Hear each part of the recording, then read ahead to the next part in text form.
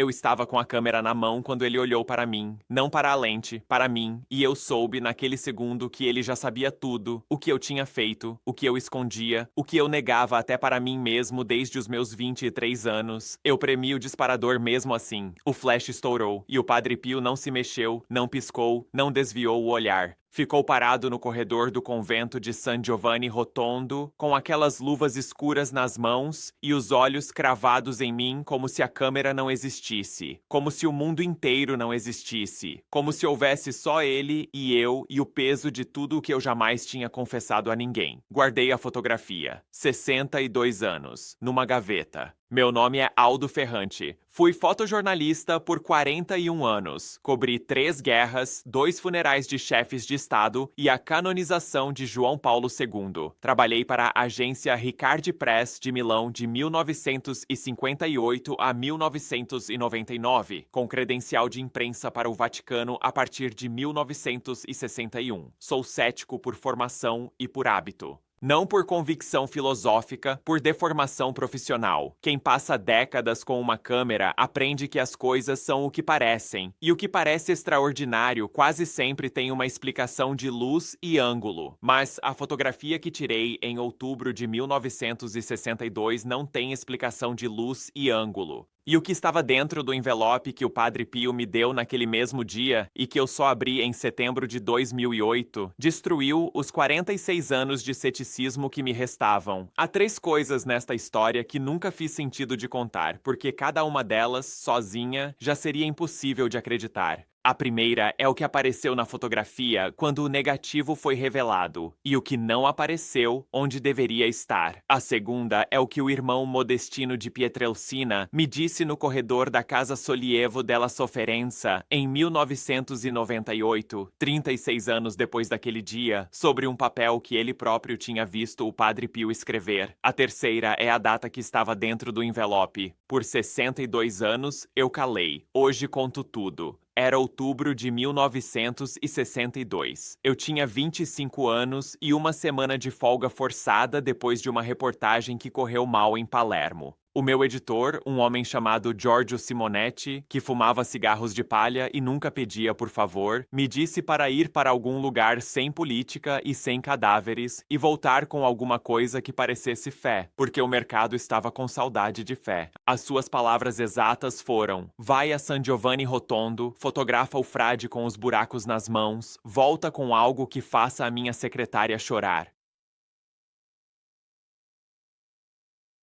Eu não era crente. A minha família era do norte da Itália, de tradição mais anticlerical do que devota, e os meus anos de faculdade de artes em Florença tinham consolidado aquilo que eu chamava de racionalismo, mas que no fundo era apenas indiferença. Deus era uma hipótese que eu não precisava confirmar nem negar. O Padre Pio era uma pauta. Cheguei de ônibus a San Giovanni Rotondo na tarde de uma terça-feira. O convento ficava a uns 2 quilômetros do centro, no alto de uma encosta de calcário branco que o vento da Apúlia varria sem piedade. Havia peregrinos acampados na beira da estrada, alguns com terços nas mãos, uma mulher com uma criança no colo que dormia mesmo com aquele vento. Anotei tudo no caderno de reportagem como fazia por hábito, com a data, a hora e a temperatura estimada. 18 graus, 11 horas da manhã, 87 quilômetros de Foggia.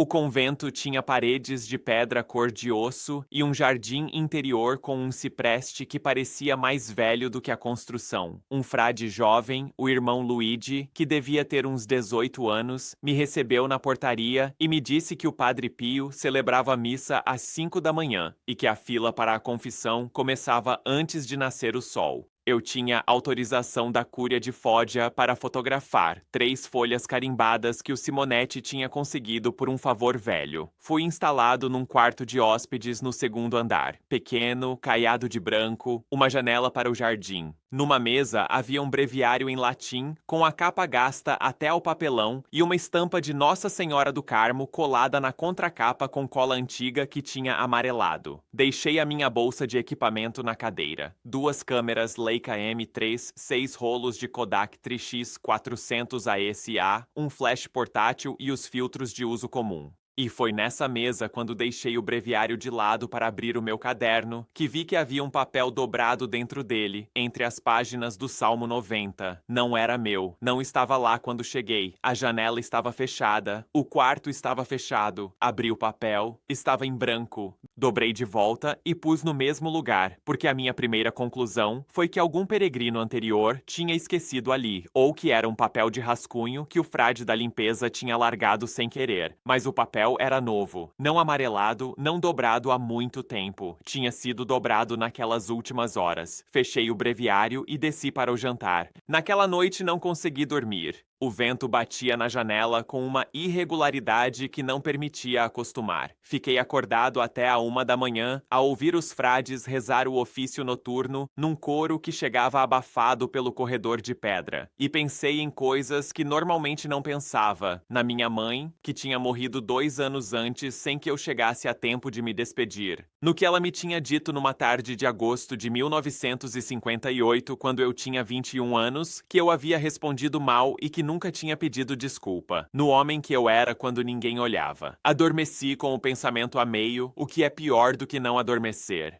Na manhã seguinte, 4h45 da manhã, estava na fila diante da pequena igreja do convento com 43 pessoas à minha frente. Contei. Tinha a Leica M3 com o rolo de Tri-X carregado e um bloco de notas no bolso do casaco. O ar tinha 7 graus e cheirava a pedra molhada e a cipreste. O Padre Pio entrou na sacristia às 5 menos 5. Eu o vi pela primeira vez de costas, um frade pequeno, largo de ombros, com o hábito castanho dos capuchinhos e as luvas de lã escura nas mãos. Andava devagar, um pouco curvado. Tinha 75 anos naquele outubro. A missa durou 1 hora e 40 minutos. Não era normal. A missa comum dura 45, no máximo 1 hora. O Padre Pio parava. Ficava parado com as mãos estendidas sobre o altar e havia silêncio. Um silêncio que não era ausência de som, mas outra coisa. Um silêncio que tinha peso, que fazia a gente respirar mais devagar sem querer. Aconteceu 3 vezes durante o cânon. A terceira vez durou 11 minutos. Cronometrei no meu relógio de pulso porque era o meu hábito de fotojornalista. Meço o que vejo.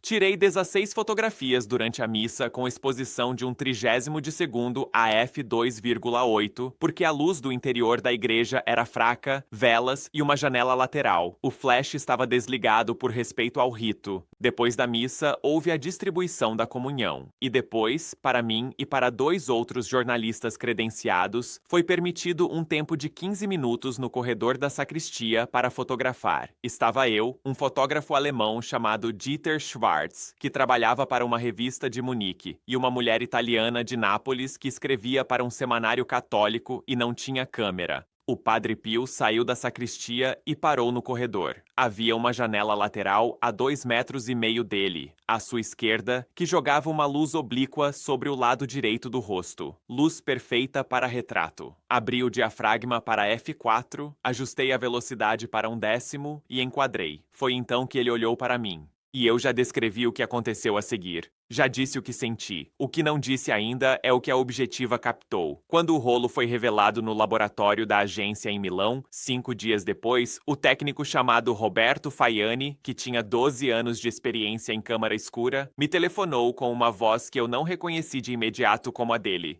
Disse que havia um problema com o fotograma 43, o da fotografia do corredor. Eu perguntei se era subexposição ou movimento. Ele ficou em silêncio por 2 segundos e disse: Aldo, vem aqui. Fui a Milão no dia seguinte. Roberto pôs o fotograma na mesa de luz e disse: olha para a janela. A janela estava lá, a luz estava lá, o corredor estava lá. O Padre Pio estava lá, de frente para a câmera, com as luvas escuras e o hábito castanho. Mas à esquerda dele, onde devia estar a parede de pedra, havia uma figura. Uma figura que não tinha estado no corredor quando eu disparei. Eu estava com a câmera nos olhos. Havia eu, o Dieter Schwarz, a 2 metros da minha direita e a mulher napolitana encostada à parede do fundo. O corredor media 6 metros de comprimento por 1,80 m de largura. Eu via tudo. Não havia ninguém ali. A figura no negativo estava de costas, parcialmente fora de quadro, com um hábito que parecia capuchinho, mas de uma tonalidade mais escura, quase preta na escala cinzenta do Tri-X. Era alta, mais alta do que o Padre Pio de pelo menos 30 centímetros. Roberto Faiani tinha revelado o rolo 2 vezes para confirmar. Mesmo resultado. A agência mandou o negativo a um laboratório externo em Roma. Mesmo resultado. O fotograma não tinha dupla exposição. As outras 36 imagens do rolo eram limpas. Não havia toque químico. Não havia risco físico na emulsão. A figura estava no negativo. Levei a fotografia para o meu editor, o Simonetti. Ele olhou durante 3 minutos com a lupa de mesa. Depois fechou a pasta e disse: "Guardamos." Perguntei por quê. Ele disse: "Porque se publicarmos sem explicação, a imprensa anticlerical vai chamar-nos de charlatões, e se publicarmos com explicação, não temos uma." E foi o que fiz. Guardei.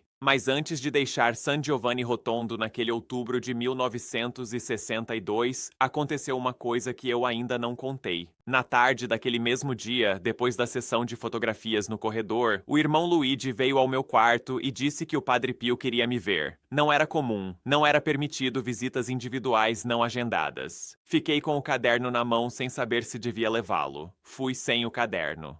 O Padre Pio estava numa sala pequena que servia de parlatório, uma sala com 2 cadeiras de madeira e um crucifixo na parede e uma janela alta e estreita. Sentei à sua frente. Ele tinha as mãos pousadas nos joelhos com as luvas de lã, os olhos castanho escuros fixos em mim, uma calma que não era indiferença, era outra coisa, era uma atenção total que eu nunca tinha sentido de ninguém. Ficamos em silêncio durante um tempo que não sei medir. Parecia longo. Pode ter sido 30 segundos. Depois ele disse, em italiano do sul, lento e claro: "Tu sabes o que não pediste perdão." Eu não disse nada. Não havia nada para dizer. Ele pegou num envelope da manga do hábito, um envelope branco, pequeno, fechado e selado com cera vermelha. Pôs na minha mão e disse: "Guarda isto. Não abras. Há um momento para tudo." Perguntei quando devia abrir. Ele disse: "Vai saber." Levantou-se, fez o sinal da cruz sobre mim e saiu.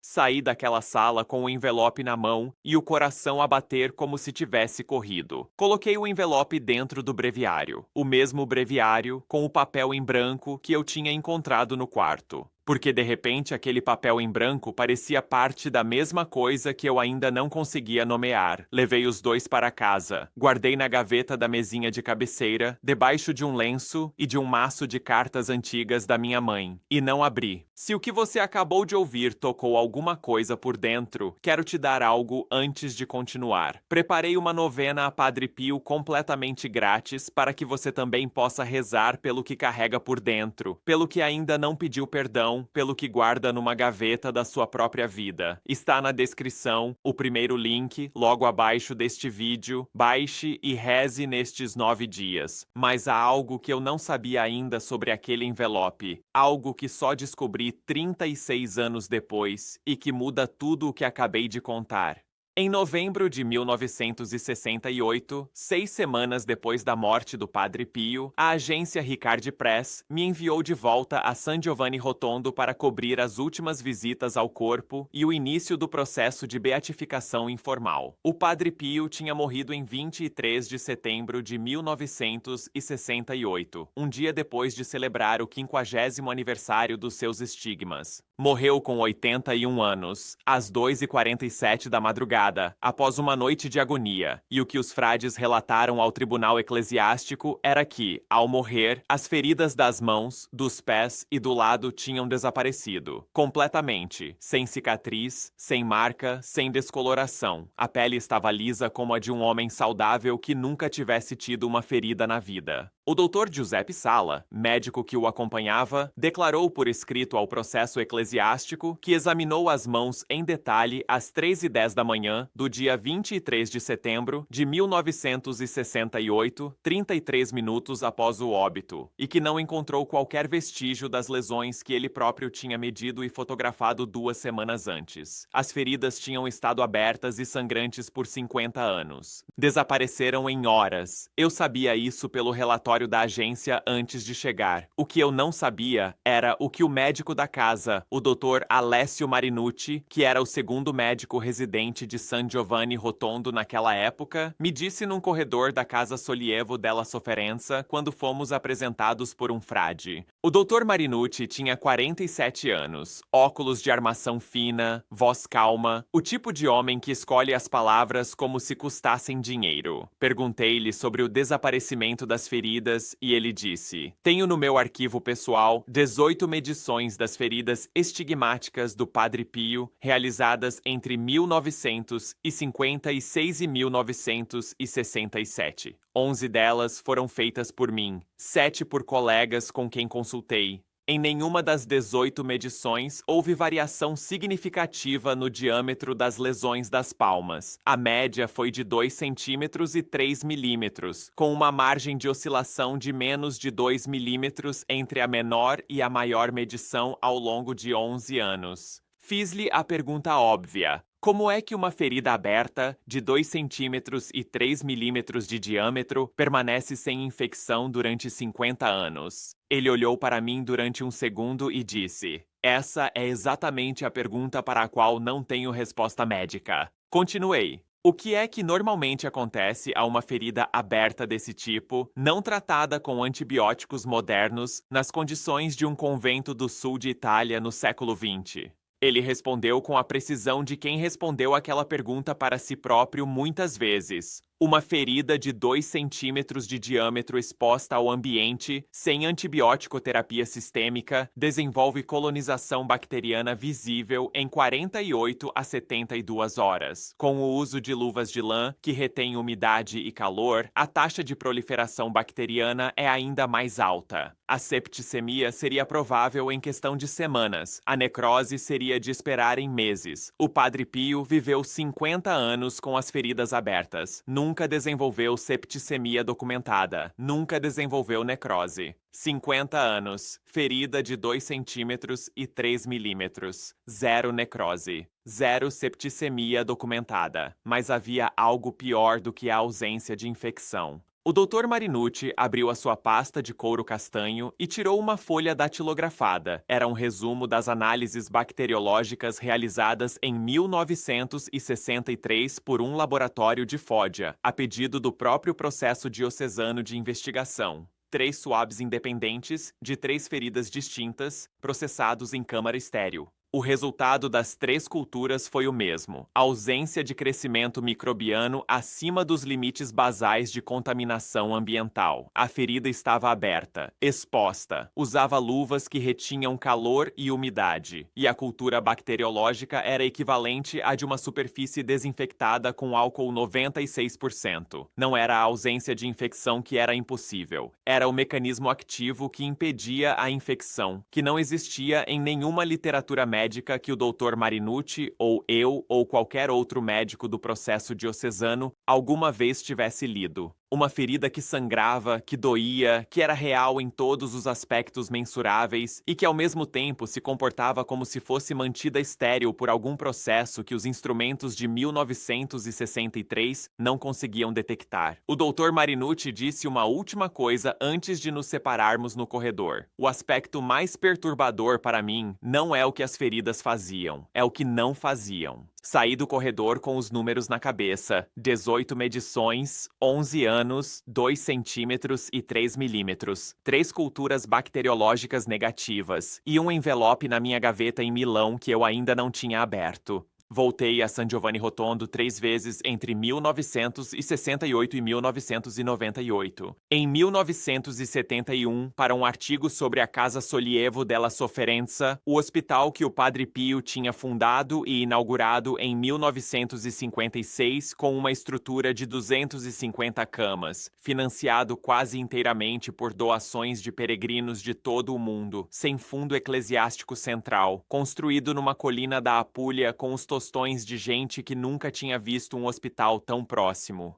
Em 1983, para uma retrospectiva fotográfica dos 15 anos da sua morte, e em 1998, já com 61 anos e a câmera pendurada menos vezes, para um último trabalho de arquivo. Foi na visita de 1998 que encontrei o irmão Modestino de Pietrelcina. O irmão Modestino tinha 84 anos em 1998 e era um dos poucos frades ainda vivos que tinham convivido com o Padre Pio durante décadas. Tinha entrado no convento em 1933 e passara 45 anos ao lado dele até a morte em 1968. Estava sentado num banco do jardim interior quando fui apresentado, debaixo do cipreste que eu reconheci do meu primeiro dia ali, um cipreste que devia ter uns 30 metros de altura agora. Conversamos durante 1 hora e 40 minutos. Eu tinha o caderno, mas não o abri por respeito. Confiei na memória como aprendi a fazer em entrevistas delicadas. O irmão Modestino falou de muitas coisas, da rotina do Padre Pio, que dormia menos de 3 horas por noite e passava o resto da madrugada em oração, das batalhas noturnas com o demônio, que os frades ouviam como estrondos e movimentos violentos na cela, e que o próprio Padre Pio descrevia com uma calma desconcertante na manhã seguinte, da quantidade de cartas que recebia, uma média de 500 cartas por dia em determinados anos, todas respondidas, muitas com instruções que chegavam antes do telegrama de pedido por algum lapso de entrega que os carteiros não conseguiam explicar. Mas o que o irmão Modestino disse que me fez parar foi isso.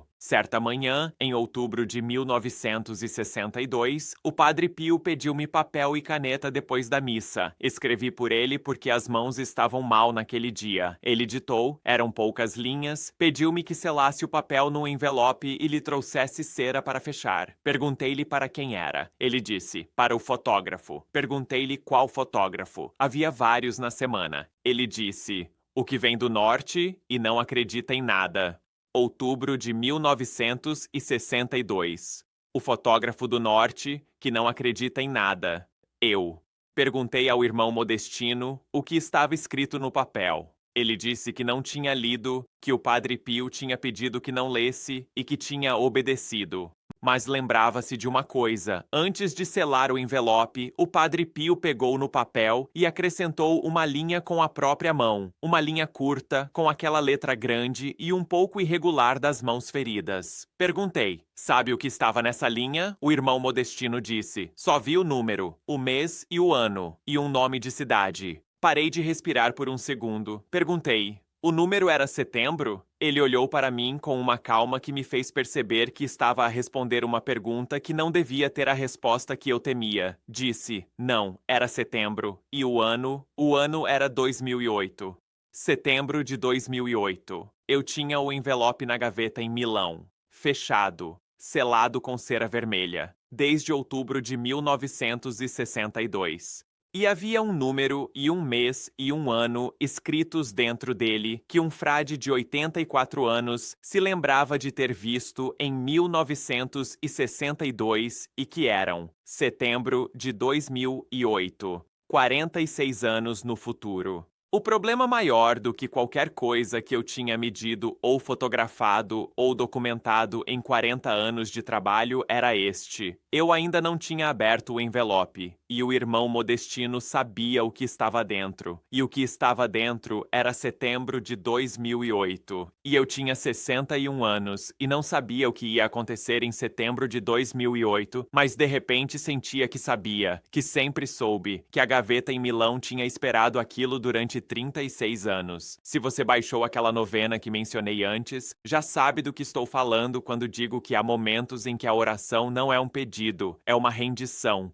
Se ainda não baixou, continua lá. O primeiro link na descrição abaixo do vídeo. Reze por quem você ama. E se estas histórias significam algo para você, é aqui que eu continuo reunindo elas. Mas o que o irmão Modestino me disse a seguir, o que ele nunca tinha contado a ninguém antes, mudou até a forma como eu entendia aquela fotografia. Há coisas que se sabem sobre o Padre Pio e que constam de documentos, declarações notariais, registros médicos e actas do processo de canonização que o Vaticano concluiu em junho de 2002. E há coisas que os frades sabiam e que ficaram dentro das paredes do convento durante décadas, porque não havia linguagem adequada para as colocar num relatório. O irmão Modestino pertencia às duas categorias. Sobre o que constava nos documentos, ele falou com a clareza de quem recitou aquelas coisas muitas vezes para investigadores eclesiásticos e jornalistas. Os estigmas tinham aparecido em 20 de setembro de 1918. O Padre Pio estava sozinho no coro da igrejinha de San Giovanni Rotondo, em oração, quando foi visto prostrado no chão pelos frades que entraram 1 hora depois. Tinha sangue nas mãos, nos pés e no lado esquerdo do peito. Primeiro sacerdote estigmatizado da história da Igreja Católica, declarou o processo diocesano de 1919. As feridas foram examinadas por 3 médicos independentes em 1919 e 1920. O Dr. Luigi Romanelli, diretor clínico do Hospital de Barletta, examinou as feridas em 1919 durante 5 visitas de 20 a 90 minutos cada. O seu relatório, datado de 15 de julho de 1919, descreve feridas das palmas com cavidade central de profundidade impossível de determinar por sondagem sem provocar sofrimento extremo ao paciente, bordos regulares, ausência de tecido de granulação, ausência de exsudação purulenta, hemorragia intermitente de sangue arterial fresco, não venoso, não serossanguinolento, arterial. O irmão Modestino disse isso e depois ficou em silêncio por um momento como se deixasse o dado pousar. Depois disse: "O problema do sangue arterial é que as feridas das palmas não têm artérias, têm capilares. O sangue capilar tem uma coloração, uma viscosidade e um tempo de coagulação diferentes do sangue arterial." O doutor Romanelli anotou isso em 1919 e ninguém encontrou explicação até hoje. Sangue arterial numa localização sem artérias. Em 1919, confirmado por um médico com nome, data e acta. Mas o que o irmão Modestino disse a seguir era a parte que os documentos públicos não tinham. Havia casos de bilocação, muitos, documentados por testemunhas múltiplas em locais diferentes, com datas que se sobrepunham de forma impossível. O irmão Modestino contou-me 2. O primeiro, em julho de 1942, durante a Segunda Guerra Mundial, um grupo de bombardeiros americanos do 15º Grupo de Bombardeamento sobrevoou San Giovanni Rotondo em missão de ataque a infraestruturas ferroviárias da região. O piloto, cujo nome constava nos registros da base de Foggia como James McCallum, reportou à base ao regressar que a missão tinha sido abortada por aparição de uma figura no céu, um frade com hábito castanho e braços estendidos que pairava à frente da formação de bombardeiros a altitude de 4.200 metros. 4 tripulações confirmaram o avistamento de forma independente no debriefing. San Giovanni Rotondo não foi bombardeada. O Padre Pio estava no convento naquele dia, com testemunhas às 4.200 milhas de altitude abaixo. O segundo caso, em setembro de 1947, um jovem padre polonês chamado Karol Wojtyla visitou San Giovanni Rotondo em peregrinação. Tinha 27 anos, entrou na fila da confissão como qualquer outro peregrino. Quando chegou a vez dele e se ajoelhou no confessionário, o Padre Pio interrompeu a confissão depois de menos de 2 minutos, colocou a mão na cabeça do jovem padre e disse, em italiano claro o suficiente para os frades próximos ouvirem: "Serás o pastor de Roma, sofrerás muito, mas serás o pastor de Roma." Karol Wojtyla foi eleito Papa em outubro de 1978. João Paulo II beatificou o Padre Pio em 2 de maio de 1999. Canonizou-o em 16 de junho de 2002. Perguntei ao irmão Modestino se ele próprio tinha estado presente em setembro de 1947. Ele disse: estava. Tinha 33 anos. Ouvi. Tinham passado 51 anos entre aquela confissão e a nossa conversa no jardim de San Giovanni Rotondo. O irmão Modestino tinha 84 anos e uma memória absolutamente nítida, a memória dos velhos que viveram despertos. Depois disse-me a última coisa daquela tarde. Disse: há uma coisa sobre o envelope que lhe dei que quero que saiba. O Padre Pio nunca me disse para escrever uma data. Ditou o que ditou, eu escrevi, selou. Mas quando foi acrescentar a linha final com a própria mão, eu estava a 2 passos e vi o gesto, não as palavras, mas vi o gesto. Escreveu rápido, como quem escreve uma coisa que já sabe há muito tempo. Como quem escreve uma coisa que já sabe há muito tempo. Saí do jardim de San Giovanni Rotondo com as palavras do irmão Modestino gravadas na memória como se tivessem sido gravadas a ferro, e com o envelope ainda na gaveta em Milão, e com a fotografia do corredor, o negativo com a figura que não tinha estado lá, guardado na mesma gaveta desde 1962. Havia um nome de cidade dentro do envelope e o irmão Modestino não me tinha dito qual, só me tinha dito setembro e 2008. E agora eu estava com 61 anos em 1998 e setembro de 2008 estava a 10 anos de distância e eu sabia, com uma certeza que não tinha nome científico, que algo ia acontecer em setembro de 2008 naquela cidade cujo nome estava escrito dentro do envelope por uma mão ferida que tinha sido selada com cera vermelha em outubro de 1962. Entre 1998 e 2008, a minha vida teve a sua própria arquitetura de urgências. Aposentei da agência Ricard Press em 1999, o mesmo ano em que João Paulo II beatificou o Padre Pio na Praça de São Pedro, em Roma, diante de uma das maiores multidões da história daquele espaço, 200 mil pessoas, segundo as estimativas da Guarda Suíça, 300 mil segundo a Prefeitura de Roma. Assisti da tribuna de imprensa com a minha Leica. Não tirei fotografias. Fiquei parado a olhar. Em 2002, a canonização. 17 de junho de 2002. Roma, Praça de São Pedro. Não fui. Estava em Florença a organizar o arquivo de 40 anos de trabalho que ia depositar na Biblioteca Nacional. Ouvi no rádio. Guardei o jornal do dia seguinte com a fotografia de João Paulo II a proclamar a santidade de Pio de Pietrelcina. Em 2003, um diagnóstico: adenocarcinoma do pulmão direito, estágio 2, sem metástase detetada. Cirurgia em março, ressecção parcial do lobo inferior direito, seguida de 6 meses de quimioterapia. A minha oncologista era a doutora Francesca Anselmi, do Hospital Santa Maria Nuova de Florença, uma mulher de 50 anos que falava com a precisão de quem não tem tempo para inexatidão.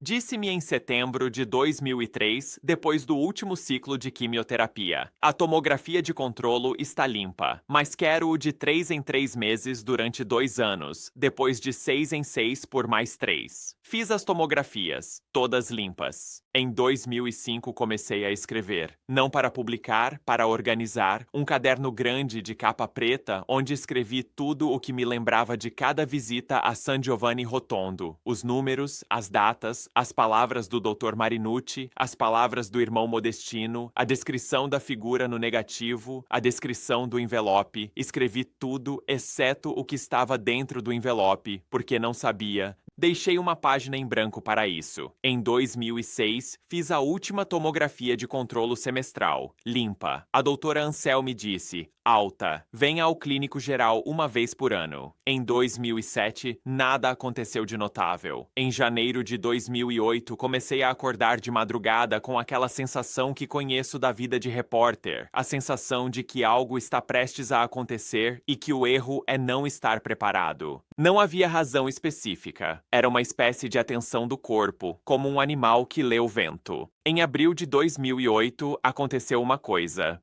Recebi um telefonema de um editor de Turim chamado Marco Facino, que queria compilar um livro fotográfico sobre a devoção popular italiana, e me perguntou se eu tinha algum material inédito de San Giovanni Rotondo. Disse que tinha, disse que iria pensar, mas enquanto me preparava para responder ao Marco Facino, abri o arquivo de negativos do armário do estúdio e tirei a caixa do arquivo de 1962. Encontrei o envelope com os rolos de Milão, e dentro da caixa estava o negativo do fotograma 43 em papel cristal, intacto 46 anos depois, com a figura no corredor. Pus o negativo na mesa de luz. Olhei para ele durante talvez 20 minutos. A figura continuava lá, à esquerda do Padre Pio, de costas, parcialmente fora de quadro, hábito escuro. E foi então que notei algo que em 1962, com 25 anos e a urgência de um jovem repórter, tinha visto, mas não registrado conscientemente. A figura no negativo não tinha sombra.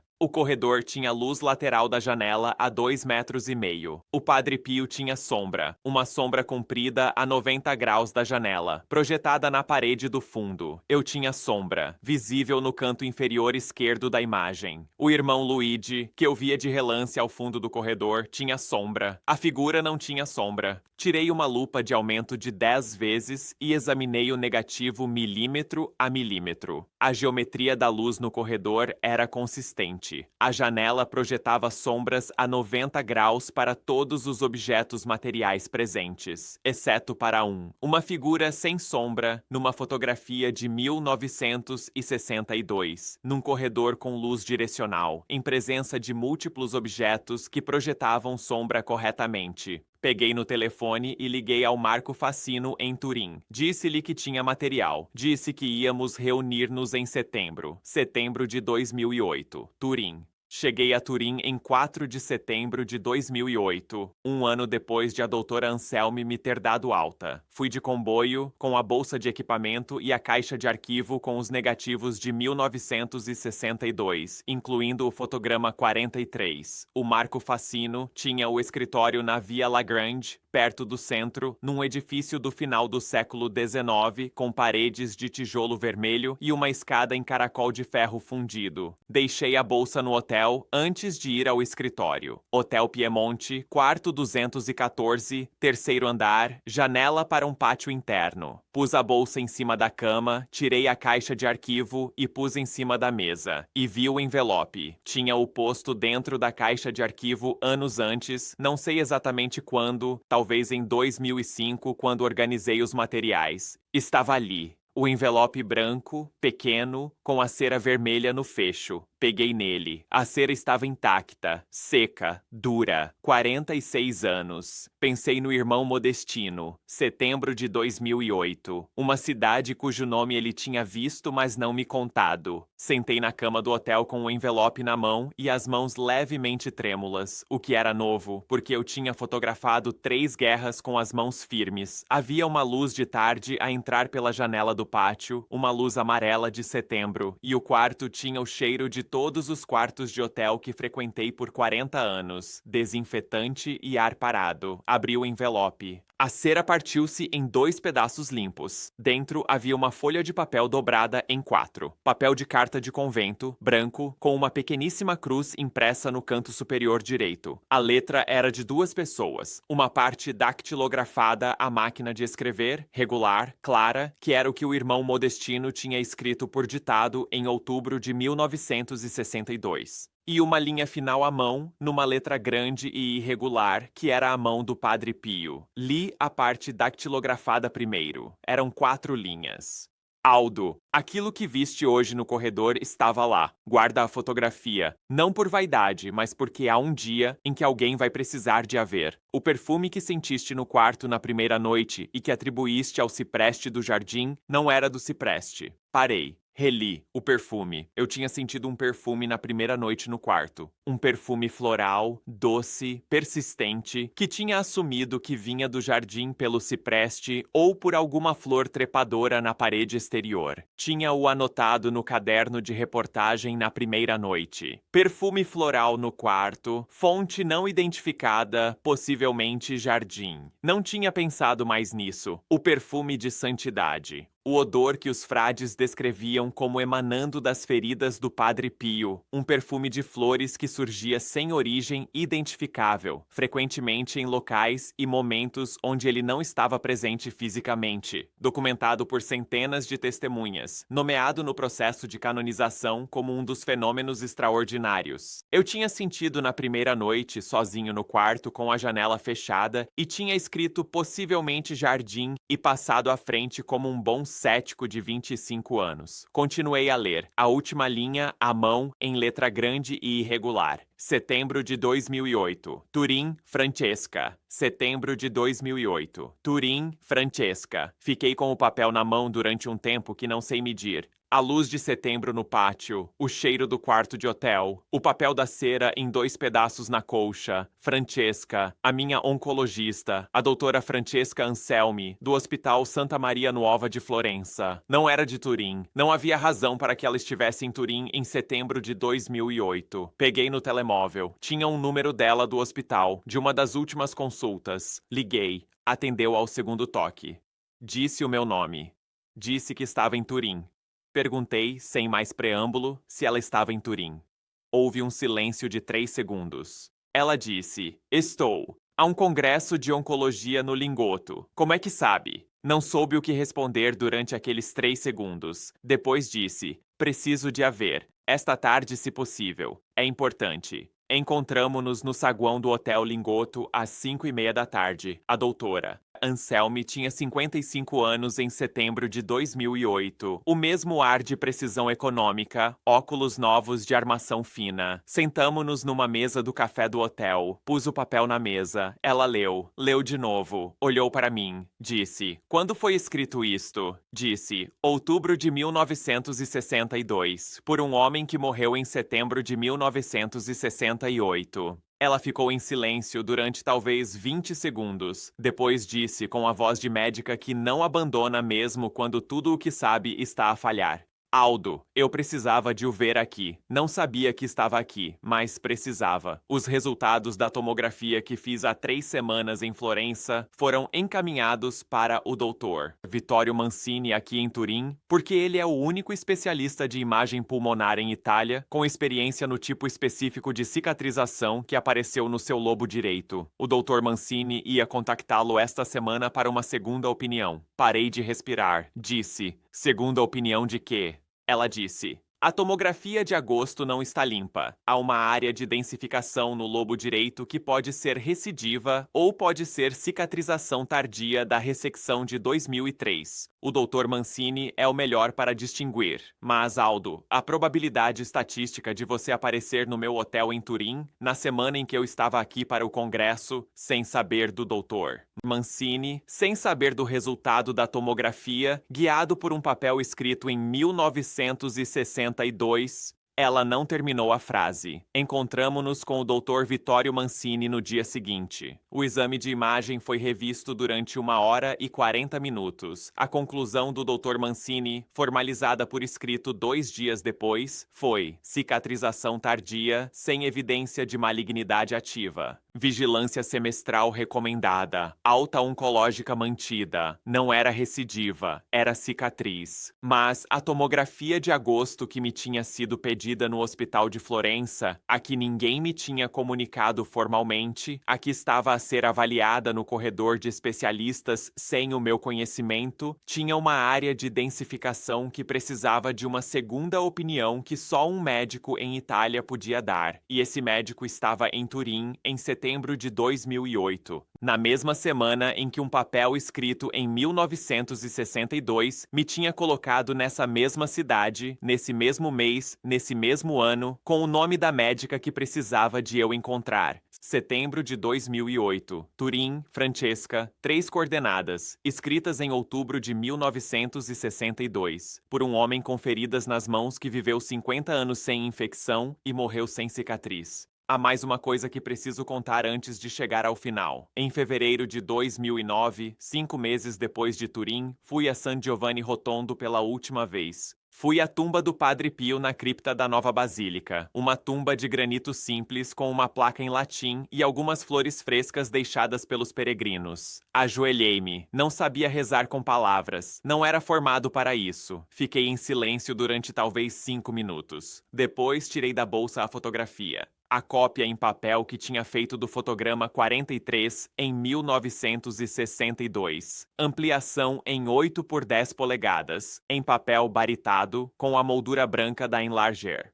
O Padre Pio no corredor, a figura sem sombra à sua esquerda. Deixei a fotografia em cima do granito da tumba. Levantei-me, e então aconteceu a última coisa impossível desta história. Quando me levantei e me voltei para sair, senti o perfume, floral, doce, persistente, o mesmo que tinha sentido no quarto do convento em outubro de 1962, o mesmo que tinha anotado no caderno como possivelmente jardim, o mesmo que o papel me tinha dito não ser do jardim. Durou 45 segundos, talvez 1 minuto. Não havia flores perto da tumba. A cripta era de pedra e granito, sem vegetação, com luz artificial. A mulher que tinha estado ajoelhada ao meu lado levantara-se 2 minutos antes. Estava sozinho. Depois foi-se. Tirei o caderno do bolso. Escrevi a hora, a data, a temperatura estimada do ambiente, 10 de fevereiro de 2009, 15 horas e 20 minutos, 7 graus, e escrevi: perfume floral, fonte não identificada, duração 45 a 60 segundos, sem flores presentes, sem outra pessoa no raio de 4 metros, consistente com os relatos documentados. Sou fotojornalista, anoto o que vejo, o que meço, o que dura o tempo que dura e depois para. Não sei o que explica aquilo. 41 anos de câmera, 4.000 rolos de película, 3 guerras, 2 funerais de chefes de estado. E a única fotografia que guardei na gaveta durante 62 anos é uma fotografia de um frade de 75 anos num corredor de pedra com uma figura ao lado que não tem sombra. Em 2010, testemunhei perante a Comissão Diocesana de Documentação de Foggia, a convite do promotor da fé do processo de aprofundamento dos milagres de Padre Pio. Levei o negativo, a cópia em papel, o laudo do Laboratório de Milão de 1962, a análise do Laboratório de Roma, o caderno de reportagem com todas as anotações desde a primeira noite, a fotocópia do papel do envelope e uma declaração escrita sobre o encontro com o Dr. Mancini e a doutora Anselmi em Turim em setembro de 2008. Testemunhei durante 2 horas e 40 minutos. O promotor, um padre jesuíta chamado Padre Antônio Lavagna, ouviu tudo sem interromper. Quando terminei, disse apenas: tem consciência de que acabou de descrever 2 fenômenos distintos que a Igreja classifica como milagres presumíveis? Disse que tinha. Ele disse: obrigado por guardar. Não eu, o Padre Pio que me disse para guardar. Em 2019, um perito em análise forense de imagem da Universidade de Bolonha examinou o negativo original do fotograma 43. O seu relatório, que tenho em arquivo, conclui: ausência de dupla exposição, ausência de manipulação química da emulsão, ausência de defeito óptico da objetiva documentado nos fotogramas adjacentes. A figura presente no fotograma 43 não tem explicação técnica no estado atual do conhecimento forense fotográfico. A figura que não tem sombra, num corredor de convento de 1962, ao lado de um homem com feridas nas mãos que nunca infeccionaram, que escreveu numa folha de papel dobrada em 4, num envelope selado com cera vermelha, em outubro de 1962, setembro de 2008, Turim, Francesca, e que disse na sua vida inteira uma única frase que parece responder a toda a pergunta que eu tenho feito desde aquele outubro com 25 anos e uma câmera e o coração cheio de coisas que não tinha confessado. Reze, espere e não se preocupe.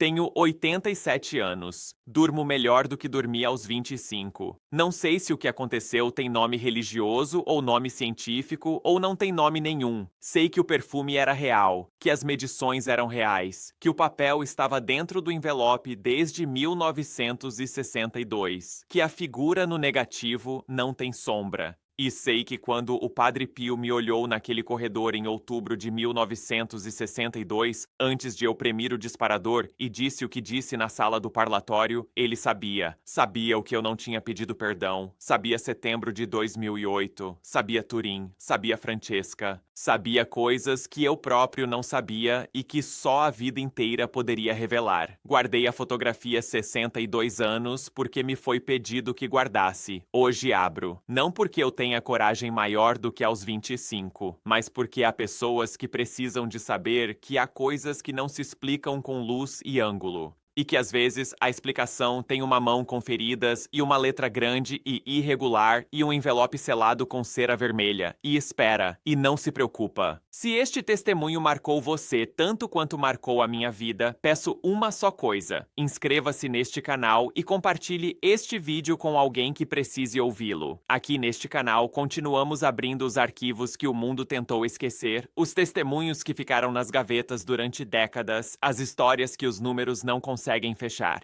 E se você quer levar algo desta história com você, a novena gratuita a Padre Pio está na descrição. O primeiro link logo abaixo deste vídeo. Reze nestes 9 dias. Compartilhe com quem você ama. E mantenha viva a sua memória. Padre Pio dizia: reze, espere e não se preocupe. Algumas histórias não desaparecem. Deixam uma marca.